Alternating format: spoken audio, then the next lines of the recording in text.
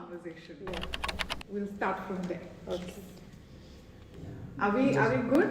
I did hear few dialogues related to Jewish community in the movie, and I didn't get any idea of it. You didn't get the hang of it because you probably don't know the background of. That's why you didn't get the hang of it.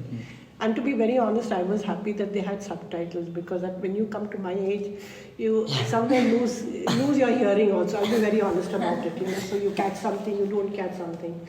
So if the subtitles are there, then it gives you you can catch all the dialogues. That is because of that. So you have to give him some books to read on the Holocaust. Yeah. Actually, we should have a screening of The Boy in Striped Pajamas. Pardon? The Boy in Striped Pajamas. Oh my God. Let's start from there. Okay, Let's start from Okay. yes, The Boy in Striped Pajamas. Because these kids have, Aunty, very little to none knowledge about Holocaust, and they might know what is Holocaust or what happened in the war because of the films that they've watched. Yeah. Because you've read and because I have watched and read a little bit. Yeah. What is your take on Holocaust? What do you have to say about it? It's a very, very difficult thing to describe because it hits you so hard. It hits you so hard. You read so many books on it. You read about the concentration camps and how they were treated. And then visually when you see movies, and if you're lucky enough, any one of you to visit, say, Israel or Germany, wherever they have these Holocaust museums. Yeah. They have museums dedicated to that because the Israelis don't want to forget what happened with them in the past, and they don't want a repetition of that. And there's one at the suburbs of Jerusalem.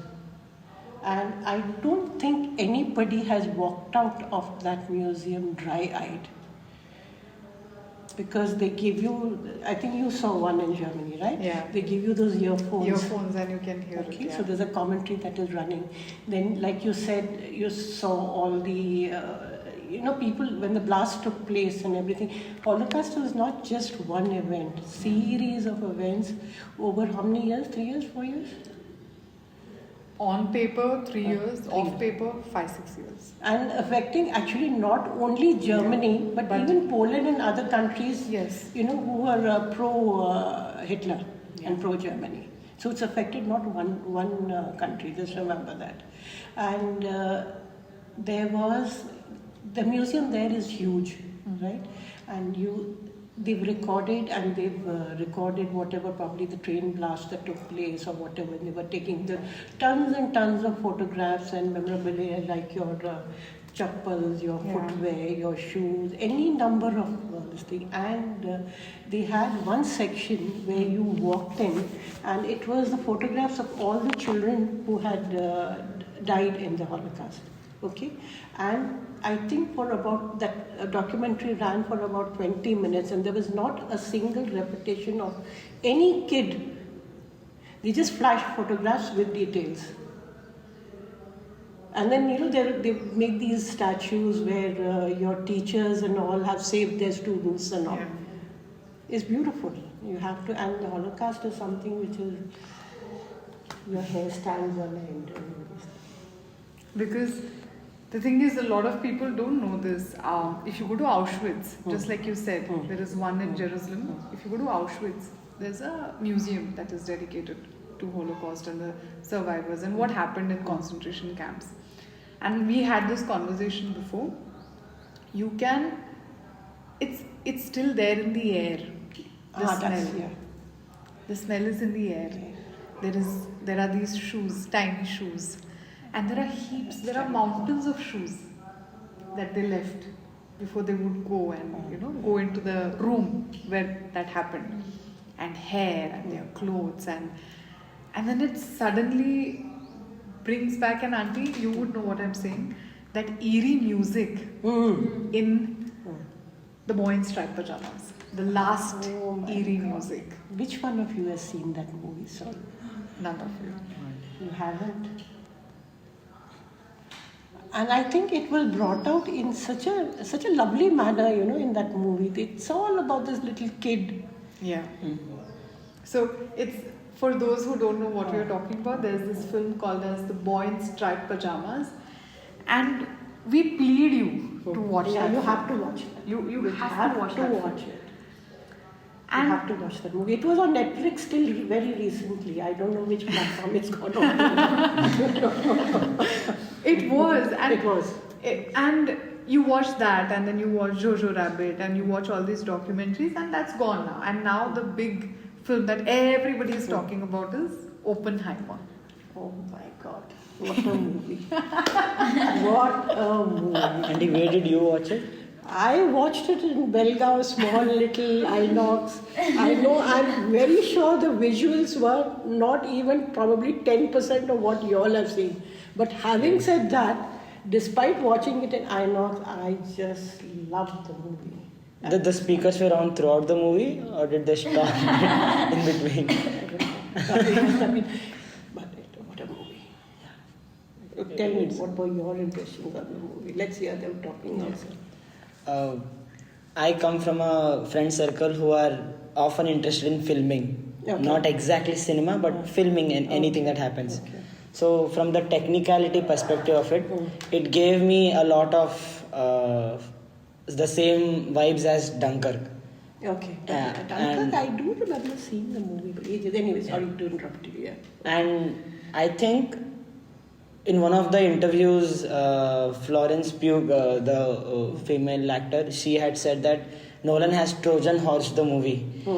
As if he's a science fiction master pioneer, but he was forced to make a documentary. So as he has left his hints of fiction, science, and by the end of the movie, it feels interstellar all over again. But in the beginning half, it's mostly geopolitics and mind games, and it's actually it's a bit technical in the Yeah. first half, and I won't say it's very very technical, because a non-technical person, I mean, I'm totally a non-techie, and I won't say followed 100%, but followed a fair amount of what they were trying to say in that.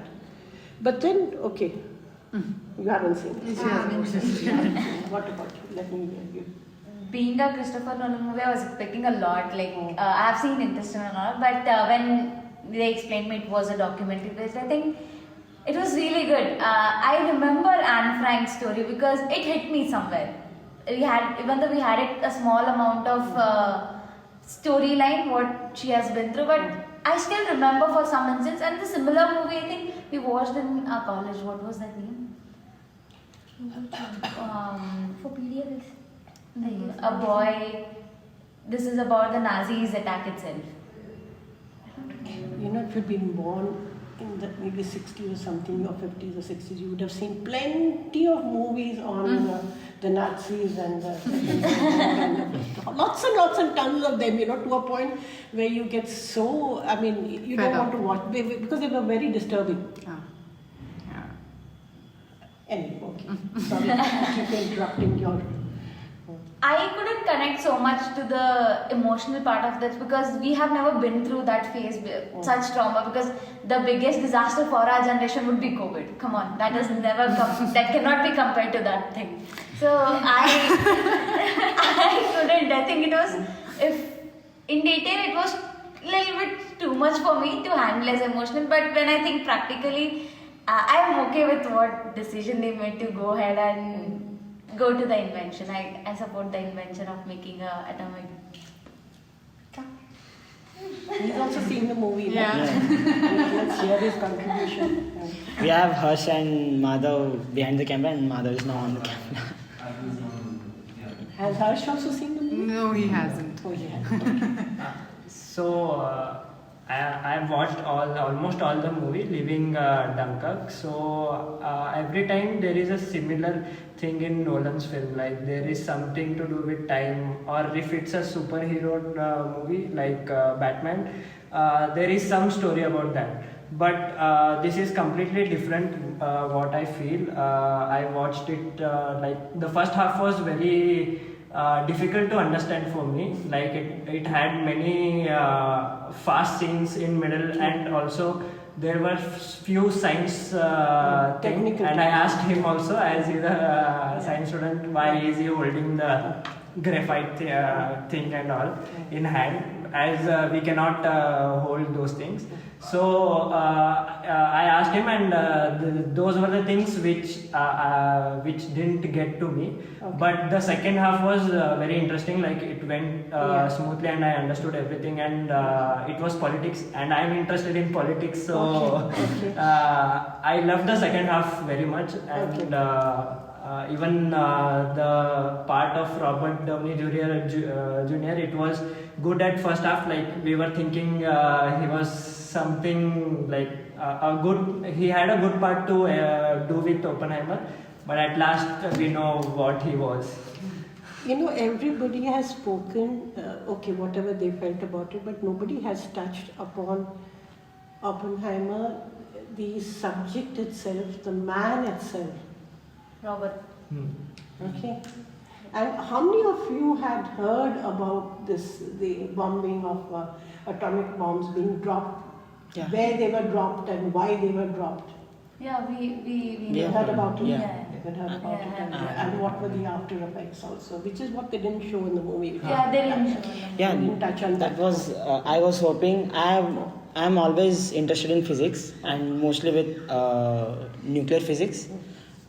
I think you would have heard about the Chernobyl disaster. Chernobyl, yes. Yeah, there is a disaster much later. Yeah, there is a series on it. Yeah. And we both watched it together, and we could relate some part of it to this. Okay. And we were hoping a lot the effects they have shown in that series, skin decaying from a person's body.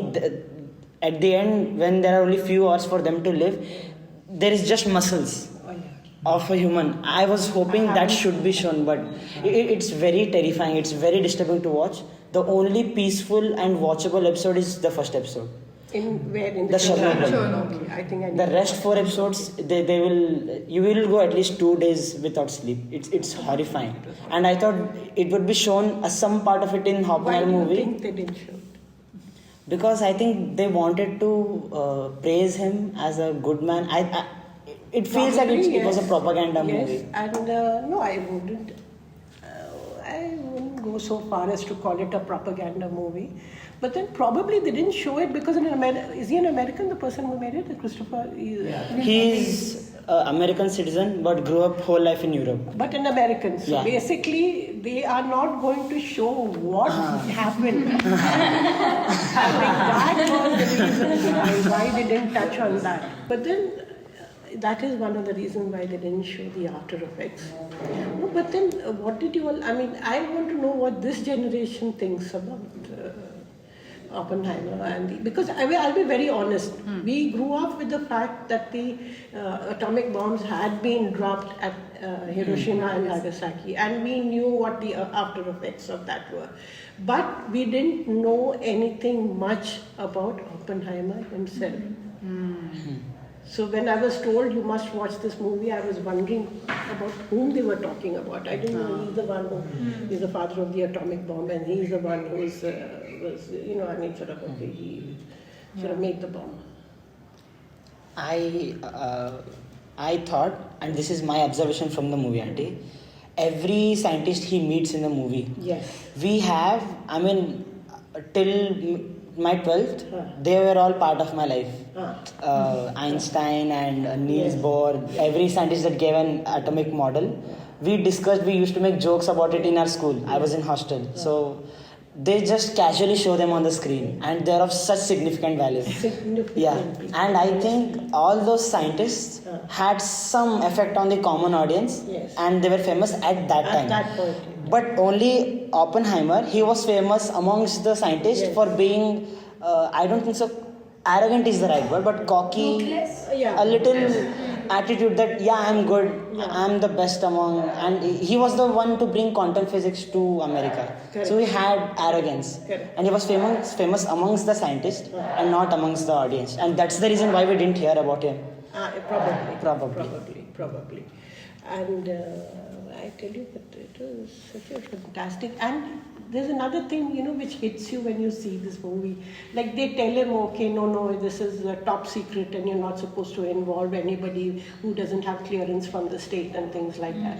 Compartmentalization. And he is not bothered about that. All his friends and maybe his students or whatever it is, and he just care and takes it and what they have to say about it, because it actually needs the best brains in the world. So that best brain that he gets that. Correct me if I'm wrong, it felt like Iron Man, the character Iron Man, the attitude he has in the Marvel, he had in the actual scientific industry, so to speak.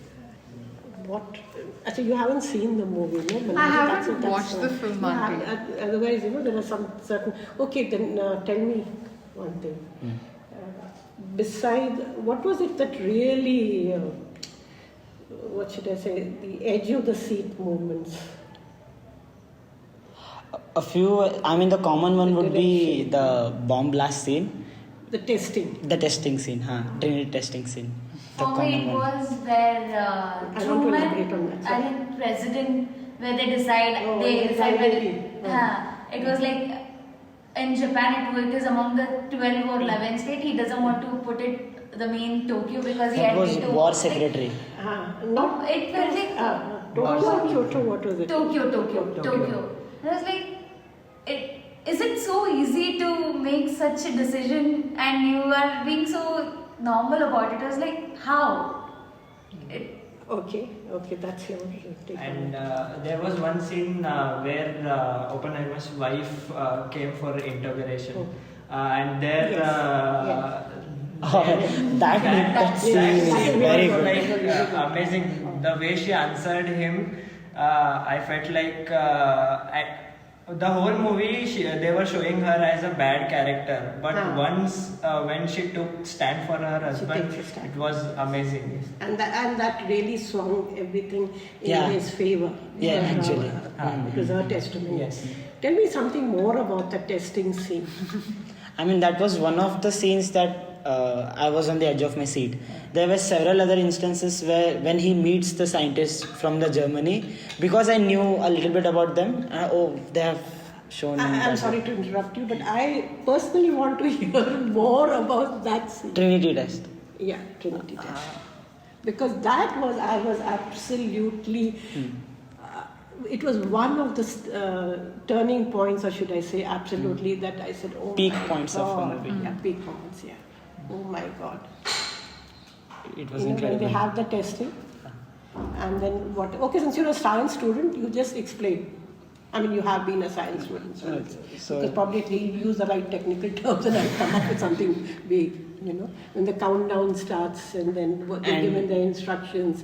The thing that I was very afraid of, because we were taught in our 10th standard the latest atomic model, which is still accepted, and according to the behavior that atom shows, Einstein and Oppenheimer speak that they might set fire to the atmosphere, and it makes so much sense. It's possible. It's very much possible. Yes. And first of all, the biggest two gambles are, the first gamble was that they're like, okay, we are going to still go ahead with it. If it burns, it burns. We are just going to try it. And the second is, using the threat of having an atomic bomb, they could have forced the Japanese to surrender, but they went ahead and decided to destroy thousands of lives and generations to come. Coming back to that scene, because that's something I told you. I said that really, hit me. I said, oh my God, this is, I think, one of the best picturized scenes I've ever come across. Yeah. Countdown, they gave him the instructions, and then they, what do you ignite the thing, test or whatever, whatever technical term. Once they all put their heads down, right? And then there's that flash of light. There's that huge, the whole cloud. Screen is lit up. Whole screen is lit. And then what happens? He says, I am become death, the destroyer of worlds. What happens? Okay, he may have said that. Then what happens? Everyone goes silence, I think. Everything, it's just paint. Your Your silence. screen blackens out. Yeah. And the first thing that came to my mind was, oh my God, has electricity gone? It is not the electricity. For a which is moment, I gone. thought they ended the movie. Even we thought the What same has thing. happened? And suddenly, that's sound and light. Sound travels after light. Yeah. That bang, you are not. You should have expected it, but then you forget, and you just jump out of your seat. What has happened? I literally that was did. one of the Yeah. very beautifully directed this thing. Oh. Because I study a lot of direction styles, and this is one of those styles where you don't give the visual and the impact at the same time. Okay. And it's common, and it's a very common phenomenon we see even during Diwali. We see the light first and then the sound. So I was waiting. You were waiting. When What is there was going no on? sound and just his breathe, he was just breathing. There was all breathing sound. I thought either there will be a dialogue or there's going to be a huge blast sound, because they have not shown the sound wave coming. You can see it, but they didn't show it. So I don't know when will the sound come. And he starts his dialogue, and I'm so engulfed in the dialogue that he's saying. I forgot about the sound, and right when it ends, she was sitting beside me. I jumped. I literally jumped out of my chair. Oh shit! It was one of the movies where I've seen even during the, not interval, but parts where things are a little quieter and all. Generally, if you go for a movie, there's, people are chatting and Yeah. people are it's very annoying. There was pin drop silence. Pin drop silence. Not a word. Yeah. Not a word. And what else about the movie? There's so many points which were really edge of the seat points. Speaking about the audience, it was one of the important things why we thought we have to watch it in IMAX, because people who have even a little idea about what Oppenheimer is or what Christopher Nolan is, they respect movie. Most of them, they don't make sounds of snacks or phones or anything. And for most part, the theater was quiet. We did find a few kids who were blocking our sight, and we were about to punch them. Sit back, sit properly, shut up. We did that, and during that scene, everyone was quiet in the theater. It was And fantastic. dialogues, what were the other dialogues that affected? There were Dialogues, so many of them. I think, the conversation between Robert and Florence, what was her name? Pugh was very intense. Intense. Florence Pugh. And I think the character is very interesting of Florence Pugh. What was the name in the movie? It was something. 2 hours, 45 minutes. You're talking about length of the movie? No, her name of Florence Pugh. She throws the flowers every time in the dustbin. No, it is white. If you take the name of the character, probably I'll be able to relate, because like I told you, I've not been watching these movies. If you just associate We'll have to search her name, search her name. I will associate the character with the actor, not the other way around. I'll search her name. And what about Eisenhower? What about the dialogue? Jean, her name was Jean. Jean dialogue. The one that attempts suicide in the end. He finds her in a communist party meeting. Oh! Where his younger brother announces that he's getting married. Okay, the dialogues were intense, yes. I think, and the conversation between Einstein and Robert. Yes. The last scene. Yes, and what does he tell him in the end? They show this scene, but we're spoiling the movie for you. It's okay. They show. She has already watched because we have explained her everything. And they show the first scene.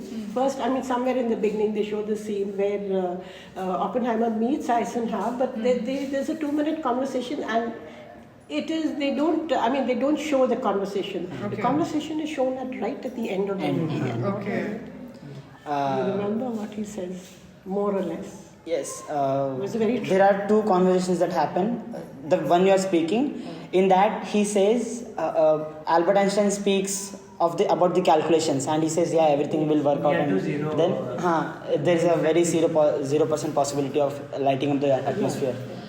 Cillian Murphy, Robert J. Oppenheimer, he is very intensely looking into the pond, and he says, Albert, I told you that we might start a chain reaction. Yes. And he says we did.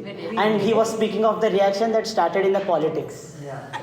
And then he says something else. Eisenhower tells him something else. What does he tell him? I don't think so. What do you remember? Words to the effect that You- now. Sorry. I think you'll be the one who are gonna consequence something. Consequences, they'll discard you. They'll Yeah. use Oh, that's you in the as- very end. That's in the very end. And then I think Ah. it's repeated again in this thing. It is you played your part. Yeah. He's played his part, Yeah. and now he's going to be sidelined. He explains everything I mean, that's gonna not, happen. It may not be the exact dialogue which I've said, but that was the meaning of it. He's going to be sidelined. Yeah. You know how true that was. And there was another dialogue. Very honestly, I can't remember that. I mean, I can't remember the exact dialogue, but he says something like, you have your the second half is the power always remains in the shadows, and who's in the sunshine? Who's in the Kids, sunshine? kids. What I'm are they paraphrasing. exactly? Kids run after the sun and get consumed, but power always stays in the shadows. I think that was a fantastic. We had an elaborate discussion on this yesterday, me and her. And Aunty, now if you think about this and you apply this for any event of Holocaust, you apply this even for films like, I don't know if I should be talking about this, but even a film like Kashmir Files. Okay. Yeah. Yeah. You apply Yeah. for all these human yes, suffrage yes. events, and it suddenly makes sense. Absolutely. That Absolutely. one line. One line. It One makes line. sense. And there were so many one-liners like this in that movie. A very serious question.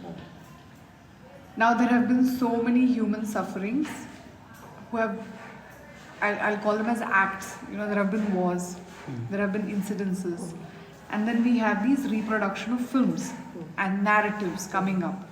Books have always been there, but now the visuals are coming up. Do you think this should go on?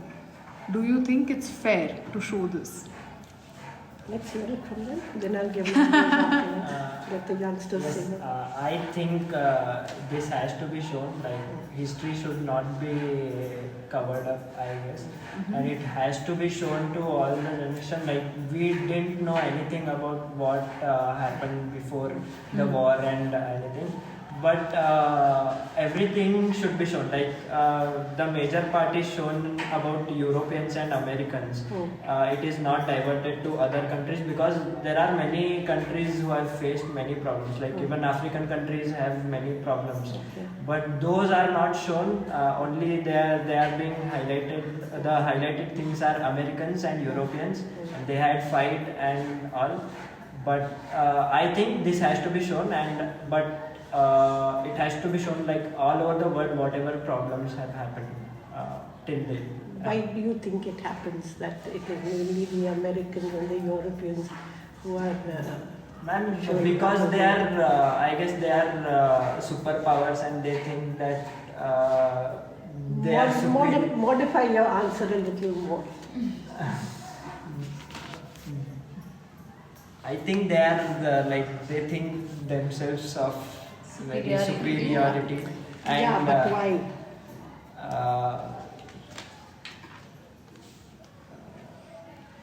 Okay. I know the answer. Sorry?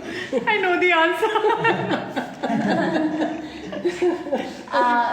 In the other terms, rather more than the history, it is important to show the history, but Nay, let's specifically talk about Yeah, this why. that point, why. Then Why? we come back to the. I think we look up for the West. Like being Indians or this, we look up for the West for inspiration. And Why? Why? I'm almost giving you the answer. Why? Because they were the first ones to do it. You know the answer. they always had a power on us. Like I think I don't know the answer. Shit. I mean, that's my yeah. my perception. Okay. Aren't they the ones who are coming up with the films? I mean, That is one of them. The upper part of History is narrative- always written by the winner. yes, yes. Oh, what a lovely line. Can you please repeat that? History is always written by the winner. Which sets the tone of the narrative, which then has a triple effect throughout generation, throughout Absolutely. literature. And then that becomes history. That is perceived as history. Exactly. And that's happened to us in India also. Absolutely. Okay. whatever colonialism that India has faced, the understanding of British Raj, and now it's changing because we have people like Shashi Tharoor, and then we have new writers coming up, and then you have these decolonization happening through literature, Aunty. But then going back to Holocaust, joining this up there. We saw like this was the first time narrative where we are seeing that what went in through the scientist's mind and scientific perspective of making of the atomic bomb, right? That was the one thing. Yeah. Throughout the time we have been told that how much the Jews have suffered. Yeah, true. There's been a trial at least to tell how much the Jews have suffered. And then there has been how Hitler was and how Nazi was. Okay? Don't you feel there are many layers in this? There was the communist. Oh yes. There was a time. I mean, what about even the Germans? I mean, it's synonym. People often mistake Germans to be Nazis. Yes, true. What went there? How did it affect that? They would force people to be part of the army. Yes. There was no choice. And then you have these lost narratives of what actually happened after the war. What happened after the war? The reconstruction work which took place. I'm going to relate this to the movie again, and I'm talking about Oppenheimer and the atomic dropping of the atomic bomb and this thing. I don't know if, I'm sure you must be aware of it. Because of the guilt faced by the Americans as to what they did to Japan. And it was absolutely, I don't even know what term to use for it. It was absolutely finished. Japan was finished at that point in time. So they were morally responsible for what had morally or actually responsible for what had actually happened. So why they built up the economy of Japan because of that. They got extensive help from the Americans, and I mean almost manufacturing and all, and this thing is concerned, they've come up because of that. Yeah. I don't know how many of you know, because you belong to a different generation altogether. And also So many sectors. And also, Aunty, I think non-war related movies, American movies in general, they tend to show their society or the country as a nation who has been the moral compass of the world. Absolutely. They are the saviors, they are the go-to people, the elders of, if we consider the world as a family, they are the elders. They always try to keep peace between people. That is what they show on the mainstream media. And I think to maintain that, guilt as well, of course, but to maintain for the upcoming years, I think that's the reason why they help Japan. They are the conscience of the world. True, and they hold the moral responsibility of fixing the world. I think there was a whole army, peacekeeping army of the United States or Canada, a peacekeeping army. They used to just deploy the army to any local communities or countries having fights between them. And that one of the recent example was Afghanistan. Peacekeeping force. Peacekeeping. In the Patriot Act, he had mentioned it. Yes. But okay, do you want to come back to your point of view? We were discussing I do. yours, and I actually, because something. Okay. Yes, Aunty. Because I'll tell you what. I mean, you have seen it up close. Almost. I have read it up close. Yeah. And they are getting to know it through films. Yeah. I don't think so. In coming years, people are going to understand what has been the effect of the World War I and II. Yes. It's getting forgotten, as she said. When she said COVID was something that was very, and that I think that pinches me in my gut a little bit. It pinched me in my gut a little bit because reason being there is so much suffrage, there is so much that has happened. This world influence.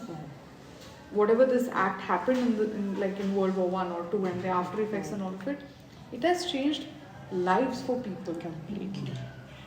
And talking about the suffering, the human suffering, we was talking about that movie that day. Yeah. All Quiet on the Western Front. Yes. You have watched that movie? Yes. Yes. Damn. And it took me at least, I think, I couldn't watch it at one stretch. Yes, I neither told her. could I said I, I yeah. couldn't watch it.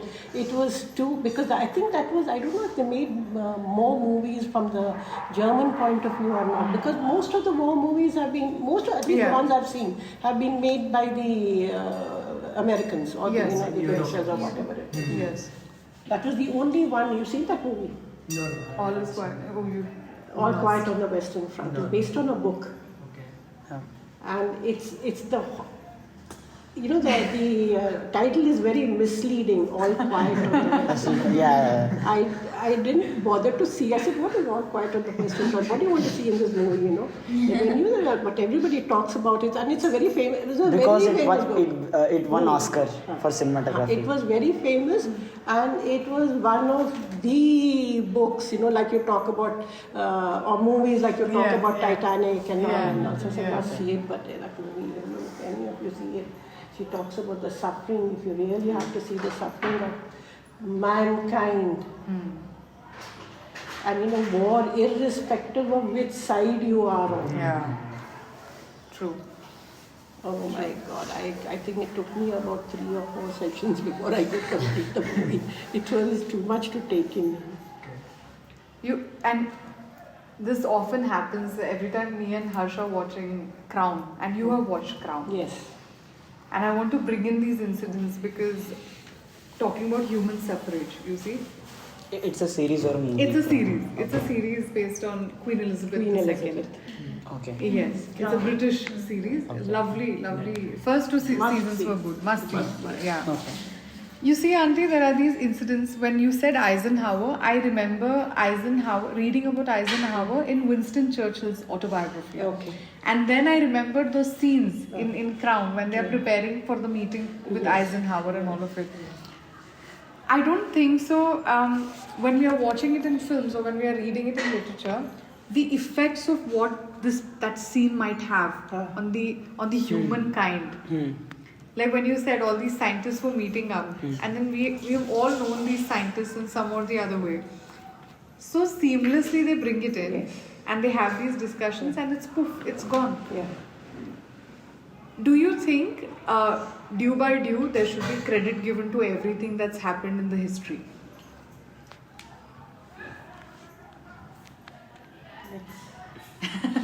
Let's hear the youngsters. Ma'am, can you rephrase that? I'll simplify the question. A lot has happened in the history. There is a lot of perspective from a lot of communities who have been part of the history. Do you think we should revisit all of them and get all the perspectives? Do you think we are ready to handle all of them? That's an interesting question, really. I think we're not ready to handle it because,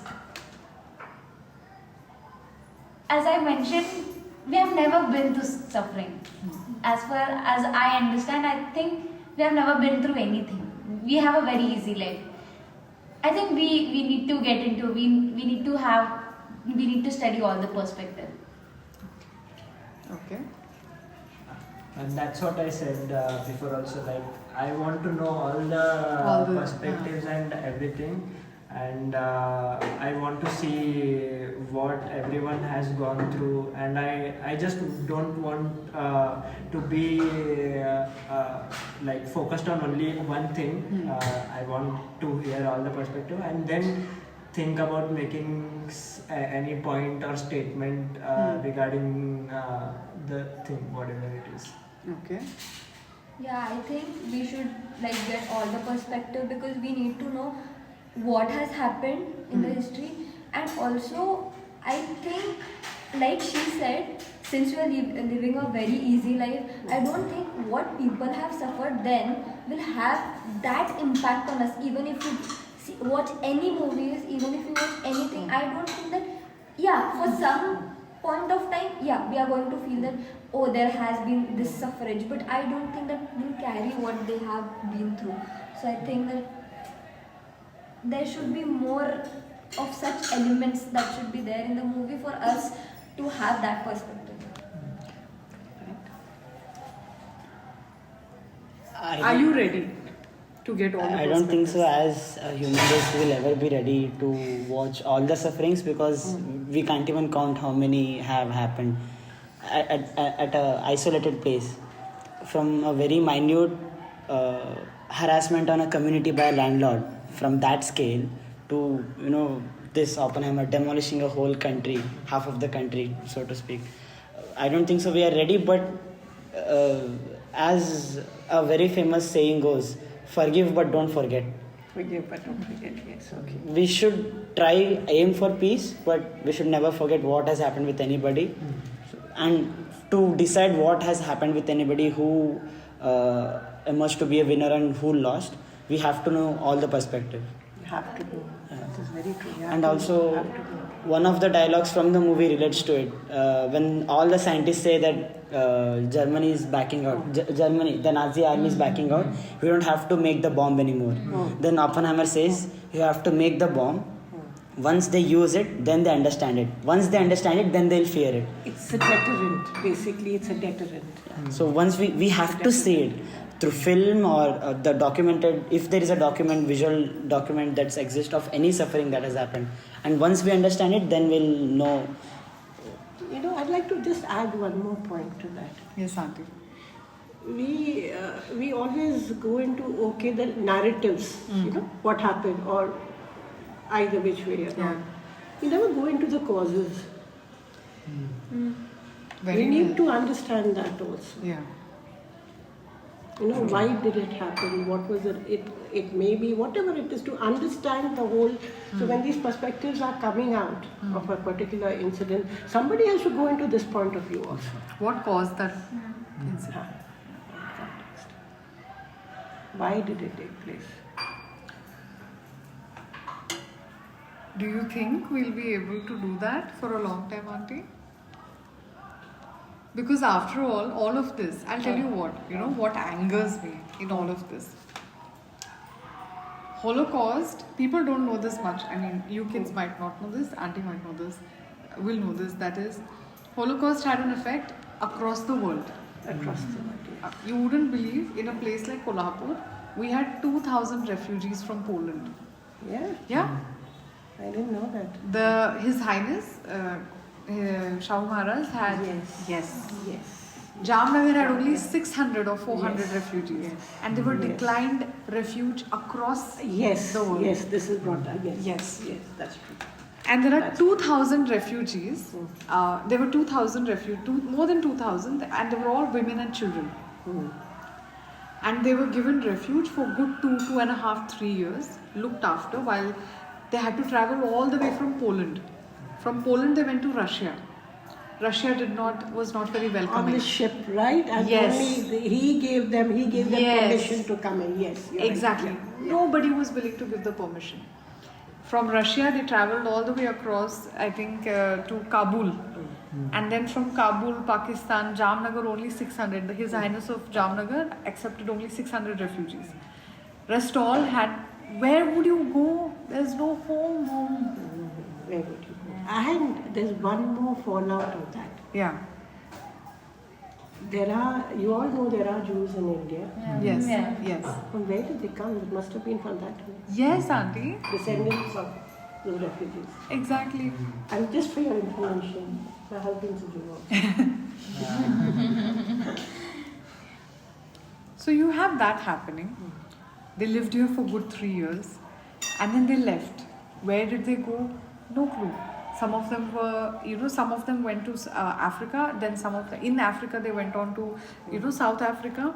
Some of them went to to the States, to UK. Spread across. I think 2 or 3 years ago there was a reunion where all these people were called back to Kolhapur. And there's a graveyard which is there. There's a cemetery in Kolhapur dedicated to these refugees and who passed away while they were here. Out of those 2,000, imagine there are only 18 left. 18 out of 18 or 19. and they're in their 90s, and some of them have touched 100, you know. And I lost one of them, one of my friends, one of my adopted grandmother in all of this, in these 2-3 years gap. The one who wrote you letter? Yeah, Letter. who wrote me letters. Okay? And I tell you, I'm sure this is never going to be a film story.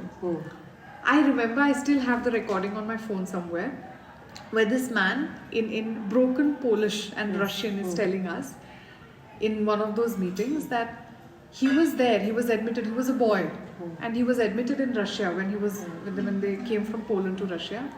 He was in hospital, people didn't know what had happened to him. The ceiling was leaking, and the water was falling in his eye, and that caused an infection. And the pus was attracting insects. And he had insects crawling.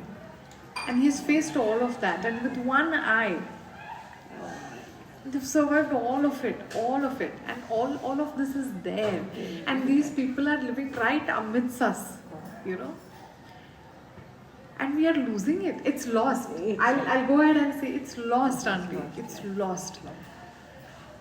All we care right now is individualism. But you know, having said that, if any of you, if you go to Israel, they have not forgotten. They have not forgotten. And whether it's the Holocaust or whether it is, like, you know, all that suffering that they had to go through. Yeah. And how they have to secure themselves. They have not forgotten the lessons of the Holocaust. And I think some of the Nazis were put on trial quite recently also. Maybe 10, 15 years back, I don't know if you remember exactly. There's a series on this thing on net. I watched something, The Spy. Ah, yes, yes. Ellie, E-L-L-I-E. Yeah, Ellie. yes. So who's that Nazi fellow? He goes all the way to Argentina, I think, to get him. Okay. He gets somebody from there and he's put on trial in Israel. Okay. So they will not forget. They will not forget what happened to them. But it is something so inhuman. It is. How can you even think of doing something like that? Exactly. And different methods of, you know, torture. Or it's, I mean, you can't even think about it. And there are so many books. If you are interested, there are lots of books written in the 1960s and 70s. There's some very good authors where you come to know as to what actually happened during the Holocaust and the concentration camps. You know, that's why the visual form is very important, because when I'm talking about something which I read and maybe, you know, it's a this thing, but then I connected to that movie, The Boy in the Striped Pajamas, the visuals. Yes. So, okay, This is how it must have been. More of an impact. You won't believe, there's a scene in that film in the boy in the striped pajamas, boy with the striped pajamas, where the mother gets out of the car and she just smells. Yes. The driver is there. Oh my God. You know? Oh my God. So imagine you just get out of the car and she is the wife of one of the generals. He goes as the commandant of that concentration camp. Yes. You know? And she's like, What's this smell? what's the smell? And the driver says, they smell even worse when they burn, right? Yes. And yes. And she doesn't know. No, she doesn't know. know She doesn't know what what her it is. husband has been doing. And even then, I think she doesn't know. You know, She catches on.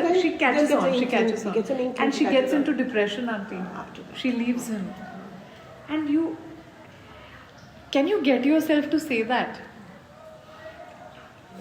It was terrible. And this book that I was talking about, Yeah. Armageddon, that I was Armageddon, reading by yes, Leon Lewis. yes. So this is immediately about rebuilding of Germans, because the Americans feel that, you know, it is, since it is their duty to do it, like Afghanistan or whatever it is. So when he's questioning these the villagers and all, he says, "How could you turn a blind eye? Didn't you see the slaves or they were treated as slaves and laborers to go and work in the fields and all?" Yeah. He says, couldn't you see their condition? Couldn't you smell it? How do you say, "I didn't know"? How can you just hide behind that? Everybody knows. Everybody knew about it, but nobody wanted to own up to it or there were very few. There were people who did something for them. It's not that. But weren't they executed in the most brutal Sorry? manner? Weren't they executed and again Some of them, punished? yes. And there was another movie on that. Jojo Rabbit. No, I haven't seen that. Something with that Schindler's List. Ah, yes. What a movie, no? So some Germans could also be good. Now, what's the message? Now, we've spoken about human suffrage, we spoke about Oppenheimer, we spoke about Holocaust, bit by bit, but what is the underlying message that you would like to tell or give? Because you come from experience, you come from literature, you've consumed a lot of stories, and you've lived a story yourself, you've lived many stories yourselves. So, if you're talking about I don't know, it's very difficult to put it into words, Manali. It's very, very difficult, but because when you talk about it, even here, we're just talking informally about it. And the horror of what happened is how can mankind stoop to such a low level for power, which is what Hitler did. He probably, I don't know why he did it, whether he was threatened by the Jews or he felt, that it was, can power make you stoop so low? How do you even sleep at night if you do something like that? So what do you think is the responsibility of being born as a human being, in your opinion? I think each one of them, that is why it is important that you know about the Holocaust, you know about the horrors that have taken place. From a different perspective, it will be like that diary of Anne Frank, it will be from the perspective of a 16-year-old, of your reader. You have to, don't fall into a trap like that by anybody. Think for yourselves. Think for yourselves. God has given you a brain, use it. Don't just follow anybody blindly. That's what I would say. Don't follow anybody blindly. And have the courage of your conviction to get up and say, no, this is wrong and we shouldn't be doing this. Don't be a party to it. Just because you're scared. That's what I would say. I don't know what they feel about it. No, we want one message from you. Last message from you to this. Last message on the podcast.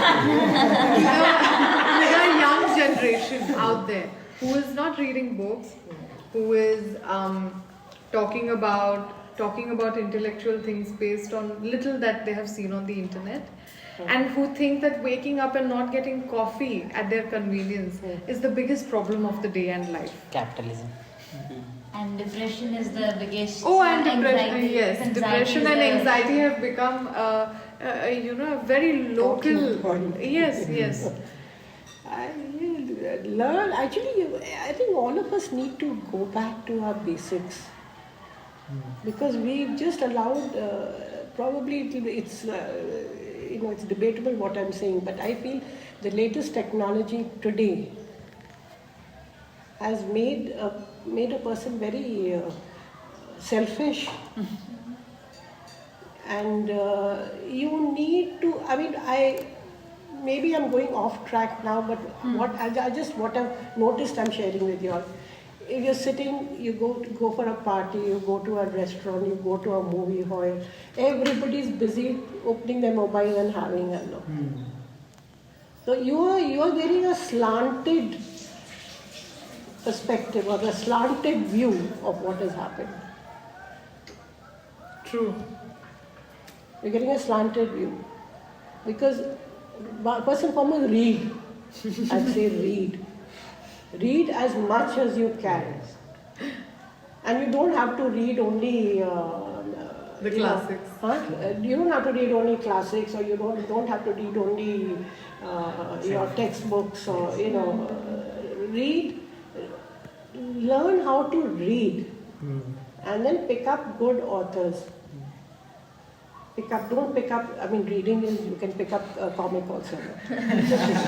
Comic is okay for time pass. I don't know if you still have comic. Do you still They have do. Comic? You still have? Yeah. I thought it was Aunty and all those were a different generation, but you still have. Read as much as you can. Keep updating yourself. And don't form an opinion based on one side or one point of view. See for yourself, read for yourself, get all different views. And to understand a particular problem, go, like I told her, go to the why. Why is this human behavior, why is he behaving in this particular fashion? Where has society gone wrong? Where has society gone wrong? Right? I wish you told me what you were going to talk on. She just told me just now. Cut that out. No, it's Aunty, I'll tell Because you why. then, I would have, you just said, yeah. But No. I wanted you to, because there's something which I really wanted to tell everyone, And I remember those things every time I talk to you, or look at Colonel Uncle for that matter. We have forgotten discipline. Absolutely. Absolutely. And that irritates me, I'm telling you. With the present generation, it really irritates me. There's no discipline at all. You said you will be there at 6. You were there at 6. Exact 6. 5:58. Yeah. 5:58. And these kids were in awe. And that angers me because, reason being, the effort that you take is for them. I'm not blaming them, but for their generation, or their friends or whatever. It's how fancy. It's not. It's way of living. It's way of life. It's a way of life. And it's like you've given a commitment to be. You have to respect the next person's this thing for time also. No? We are in that place now where kids tell, I'm not in the mood. I can't do it. I've never heard their generation say that I can't do it. We weren't given that liberty to say I'm not in the mood to do this. But it takes discipline. It takes grit. It takes resistance. It takes all of it. Yes. You need to be mentally very strong also. And Aunty, what scares me is that because we are, I'll not say I'll say we are lacking it, we are not going to make it in life. If you want to do well in life, you have to be disciplined. You have to be disciplined. You may put off something for a little while, but you're only fooling yourself if you I think being on time, you let the other person know how seriously you take yourself. Yes. Being on time. And whereas we see nowadays, most of the celebrities or entrepreneurs we look up to, they have a meeting or a press conference, or they have to go and talks with somebody. They come late and they speak, I run on my time. I do whatever the hell I want. See, But that's the thing. It influences in a very bad way That's to the really generation. I'm glad you said that, because I have, Vishwas, you tell me, how many times have you kids said, or not just you, I don't mean you, but then in general, Mama, today is not the day. Today is not my day. And also there is Indian timing. Yes. I've seen my friends. I've seen It's a my joke friends now. who have been to Singapore, and the taxi driver, if they see Indians, they directly say them if you are coming tomorrow, be on time. I won't wait for you a minute or 2 minutes also. Exactly. And it was very difficult for my friends and his family to Be on time. That's the little things, dressing up, showing up and having these, reading. When she said reading, and let me tell you all, she has read the literature that even literature students and teachers haven't read. And it's applaudable, reason being, it's the way of life and the life you choose for yourself. You choose for this. That's true. You do not expect, please get this straight, you cannot expect others to make the life happen for you. You have to take that responsibility. And make it happen. And how will it happen? It'll happen when you wake up every day, even though your bones are giving up, and you say no. Yeah, yes. I have gotten a day, and I'm going to make the most out of it by reading something, by doing something, by eating something, and doing and being a good human. And being a good human. I mean, you just, and you have to keep upgrading yourself all the time. Otherwise, you get left behind. You get left behind, right? You get left out of things. You get left out. I mean, it's like, okay, I'm not a science student myself. Yeah. I'm a pure art student. Yes. And it's, when I saw that movie, there were certain things, which I found it a bit difficult to understand because it's technical. Yeah. I have not done it, so I mean, but then make some sense out of what you have. This thing you do, because they've not made it that technical that a layman can't understand. Right? Yes. The way he, getting back to the movie, the way he, do you use Plutonium or uranium? Those two balls. Marble balls. Yes. Those two marbles they keep putting in it. You need them. Even then visually you say, okay, you need so much of hydrogen to this thing. So what is going to be the effect of that? So one thing generally I would say to youngsters is what I find most youngsters lack. They don't read. Yes. They don't read. I mean, it's probably, we didn't have too many distractions and there was no television then. No? Movies were there, yes, but there was no television, there was no Netflix. I think Sorry? visualizing anything that you read or hear, I think it takes energy from your body or your brain. People don't want to visualize anything now because everything is visualized and illustrated for you. In your phone, in movies, in comic books. You Google anything that you want and get that point. That's why, we can't change the entire population, we can't force them to read. But if they are interested in visuals so much, let's bring the literature into visuals. Yes, why not? Why not? That's probably, that's the only way you'll get them to probably... Even stop and turn around and look back at what has happened. Otherwise, everyone is running. And just a tiny bit of information I read on Google, which I've been pulling down so badly right now, is that Oppenheimer, the movie, has done better than Barbie in India. Yes. I said, oh wow, I was really happy when I said, my God, people are really, serious about, there are lots of people who won't want to see a good movie even now. Yes. I've not seen Barbie, I don't want to pull it down, but whatever. Also, what Aunty said, that why don't we look for the cause? I'm still thinking about it. I'm still thinking because, you know what, whenever we are watching something related to the history, we are just watching it, that this has happened. But at least I have never thought why this happened. And I'm still thinking about it. I'm glad. And talking about the distraction, ma'am, don't you think for our generation or current situation, too much information is distraction? It is. And I'll tell you, it's too much information but half knowledge, which is creating a lot of chaos. Too much of information on a platter. On a platter, but also half knowledge. Knowledge is Half it. So it's creating a lot of chaos. Ma'am, there's my point. That's why we need to see many histories and understand different narratives. That's why I said we need to know many perspectives and narratives. So for that, people read a lot, watch a lot, and then consume it responsibly.